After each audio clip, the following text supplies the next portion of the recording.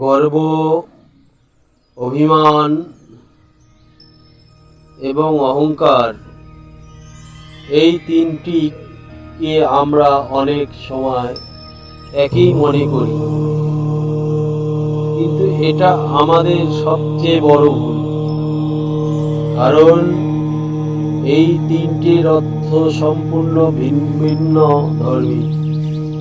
এই তিনটি জিনিসের শুরুই হয় নিজের প্রতি প্রেম থেকে।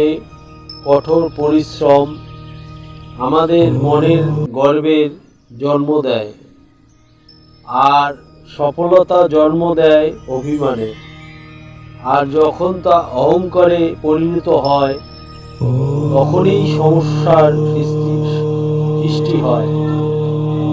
আর জেনে রাখুন, অহংকার কখনো মানুষকে উপরে তুলতে পারে না, বরং অহংকার আমাদের ধীরে ধীরে ধ্বংসের দিকে নিয়ে যায়।